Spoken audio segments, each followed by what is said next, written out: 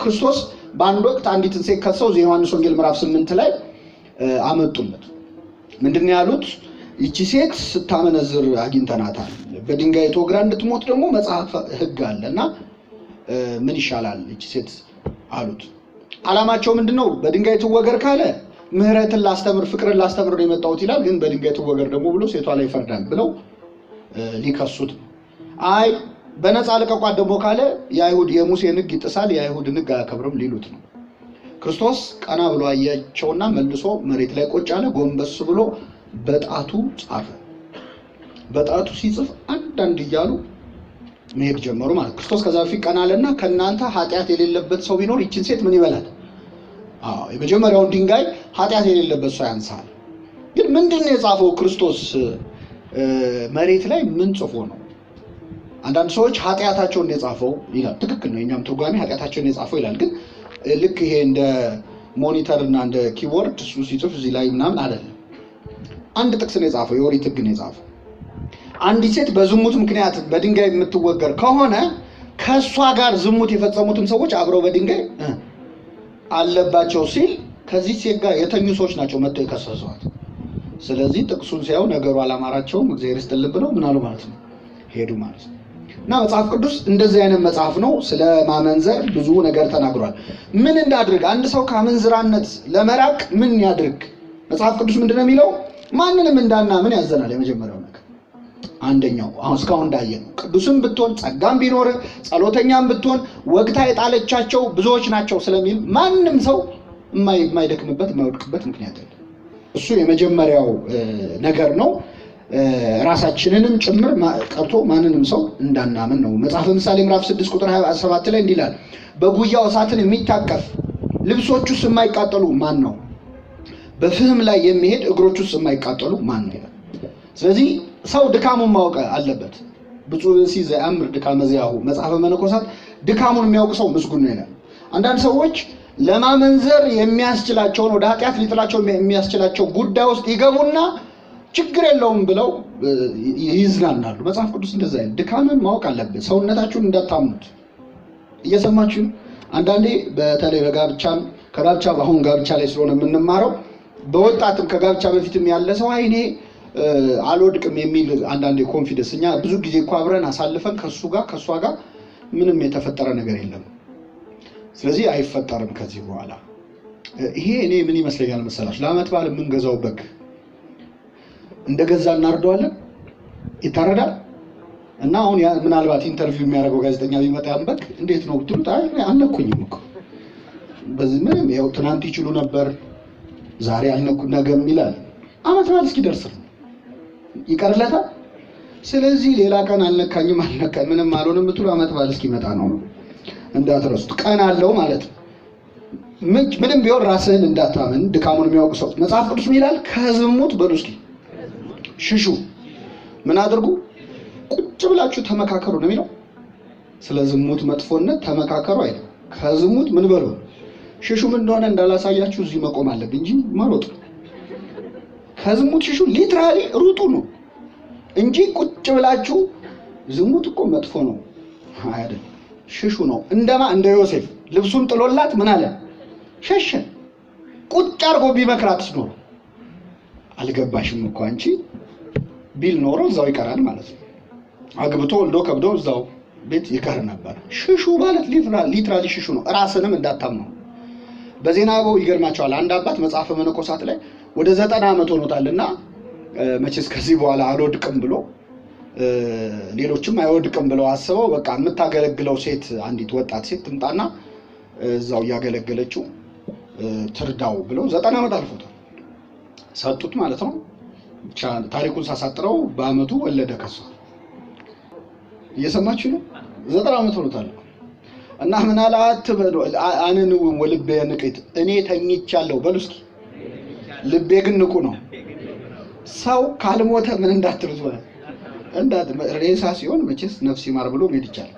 ከዛ በፊት ግን ሰው ራሱንም ጭምር ምን እንዳይል ነው እንዳያምን መጽሐፍ ቅዱስ ይህንን ያስረዳል። ወደ ባልና ሚስት ሲመጣ ባልና ሚስት አትለያዩ በምን ምክንያት። ወደ ማመንዘር የሚመጣው ባልና ሚስት ባለፈው ስለ መኝታ በደንብ ተምረናል። እዛ ላይ አንስተነዋል። ባልና ሚስት በምንም ምክንያት መኝታ መለየት የለባቸውም። በቦታ መራራቅ የለባቸውም። በተለያየ ምክንያት መራራቅ የለባቸውም። በተራራቁ ቁጥር ሰይጣን እንዳይፈትናችሁ የሚለው የሐዋርያው ቃል ይመጣል ማለት ነው። ሌላው ላይ አለመፍረድ። ሰው እንዴት በትዳሩ ላይ እንደዚህ ያደርጋል? እኔ በፍጹም አላረግም ያሉ ሰዎች ያደርጋሉ አይቀርም። ምክንያቱም እግዚአብሔር እንደዚህ አይነት በራስ መተማመንን እና በሌላው ሰው ላይ መፍረድን ይጸየፋል። ስለዚህ ሰው እንዴት በትዳሩ ላይ እንደዚህ ያደርጋል ካልክ እንዴት እንደሚያደርግ ያስረዳል እግዚአብሔር። በማርጎት ማለት ነው፣ በራስ ላይ አድርጎት ማለት እንደዛ ከመሆን ይሰውራል። ሌሎች የመጣባቸው ፈተና እኔ ላይ ቢመጣ እኮ ልብስ እችላለሁ ነው ማለት ያለበት አንድ ክርስቲያን። መጽሐፈ መነኮሳት ላይ አንድ አባት የዝሙት ፈተና አስቸገረውና ሄዶ ለአበምኔቱ አባቴ በዝሙት እየተፈተንኩ ነው አላቸው። የእንጦንስን የመቃርስን ቆብ ደፍተህ ደግሞ ዝሙት ትላለህ አንተ? በሊድ ግባ ብለው ቀልቡን ገፈፉት። እሺ አለ። አንድ ሱባኤ ቆየ። አሁንም መጥቶ ሲነግራቸው የበለጠ ሰደኝ ጭራሽ እንዲህ ትላለህ አሉት። በሶስተኛው ሲያቀተው ፈተናው በቃ ከስድብ ውጭ ምንም አላገኘውም ብሎ ጥሎ ወጣ። ሲወጣ አባ ጳውሊ የተባለው ባህታዊ ከመንገድ ጠበቀው፣ ያዘው። ወዴት ነው የምትሄደው አለ። አይ እንደዚህ ተፈተንኩ፣ ለአበምኔቱ ስነግራቸው ያስደነግጡኛል። ስለዚህ ሶስተኛ ብነግራቸው ሊያወግዙኝ ነው የሚደርሱት፣ ቢቀርብኝ ይሻላል ብዬ ወደ ከተማ እየሄድኩ ነው፣ እዚሁ ቆያለሁ። የሚገርማቸው አባ ጳውሊ ጸለየና እባክህ በዚህ ወጣት ላይ የመጣውን ፈተና በዛ መነኩሴ ላይ አድርግበታል። ዞረበት ማለት ነው ፈተናው። ሲዞርበት ያ መነኩሴ ከገዳሙ በሩጫ ማለት ነው እየሮጠ ሲወጣ አባ ጳውሊ ያዘው፣ ልቀቀኝ አለ። እሱ 2 ሱባኤ ታግሷል፣ አንተ ግን አንድ ቀን እንኳን ማደር አቃተ። በሱ የመጣ ባንተ ፈተና ባንተ ሲመጣ አልቻልከውም። ስለዚህ ሰዎች ሲያደርጉት ያየነው ነገር ምንም ቢያስጠላን እምንፈርድ ከሆነ ዞሮ ማላይ መምጣቱ አይቀርም ራሳችን ላይ። ከዚህ ጠብቀን እግዚአብሔር። ሌላው የሌላውንም ድክመት መደበቅ ከባት ያበሳ መሆን፣ የሌላውን መሸፈን። አባቶቻችን ህይወታቸው ይህንን ስለሚያሳየን ነው የእነሱን የምነግራቸው። አባ መቃርስ በአንድ ወቅት አንድን መነኩሴ የከሰሱ የመጡ ይነግሩታል። መነኩሴ ነው ግን እንደዚህ ዝሙት ይፈጽማል፣ የሆነ ሴት ገብታ ትወጣለች ተደብቃ ይሉታል። በፍጹም የኔ ልጅ አያረግም በፍጹም ይላል አባ መቃርስ ማለት። በኋላ አንድ ቀን ሴቷ ስትገባ አይተው ጠብቀው ና ያው ጉዱን እናሳይ ብለው ይዘውት መጡ አባ መቃርስ። ወደ ባቱ ሲቀርብ አባ መቃርስ በፍጹም የኔ ልጅማ ይሄን አያረግም እያለ ጮክ እያለ ያወራ መጣ። ሲመጣ ደነገጠና ያ መነኩሴ ሴቲቱ ነይ ብሎ ቅርጫት ውስጥ ደበቃት ማለት ነው። ለዋላ ይዘጋብ ከደነበት። አባ መቃርስ በተሰጠው ጸጋ አውቋል የቱ ጋር እንዳለች። ሄዶ ቅርጫቱ ላይ ተቀመጠ። በሉ ፈትሸዋል። ቢፈተሽ የለችም። ያው እሱን ተነሳይልቱ በሉ ውጡ አለ።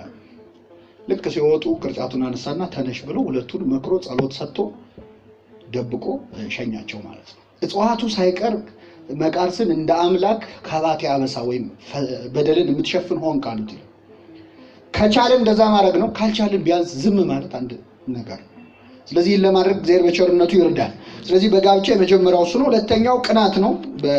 ከስከዛሬ ካነሳናቸው ነጥቦች ውስጥ የረሳ ነው ቅናት ነው። ሰው በዝሙት ምክንያት ይፈተናል፣ ወደ ማመንዘር ውስጥ ይገባል። በማመንዘር ውስጥ ምክንያት ጋብቻ ይፈርሳል። ባለመለያየት አብሮ በመሆን በሌላው ባለመፍረድ ራስንም ቢሆን ባለማመን በተቻለ አቅም ባልና ሚስት ባለመለያየት ብዙ ጊዜያቸውን አብረው በማሳለፍ ራሳቸውን ከዝሙት ፈተና ይጠብቃሉ። በምክረ ካህን እስከ ጸኑ ድረስ እግዚአብሔር ይጠብቃቸዋል። ጾም ጸሎት ለዚህ ነው የሚያስፈልገው። በአንድ ወቅት አንዲት ሴት ምን አደረገች? የረሳሁት ነጥብ ስለሆነ ነው። ባሏ ወደ ሩቅ ሀገር ሄዶ መርከበኛ ነው፣ በጣም ረጅም ዓመት ይቆያል እና ቆይቶ የሚመለሰው ለወራት ነው። እንግዲህ የመርከብ ጉዞ እንደምታውቁት በጣም የረጅም ዓመት ነውና የሆነ ጊዜ በጣም ፈተና መጣባትና የባሏን የቅርብ ጓደኛ አብሯት እንዲያመነዝር ጠየቀችው ማለት ነው። ስትጠይቀው በጣም መንፈሳዊ ሰው እግዚአብሔርን የሚፈራና በጸሎት የተጋ ራሱን የገዛ ሰው ስለነበር ምን አላት? እኔ ፈቃድሽን ልፈጽምልሽ አልችልም፣ ግን ማን ነው እችላለሁ፣ ደስ ይለኝ ነበር አብሬሽ ብሆን፣ ግን አንድ ችግር አለ።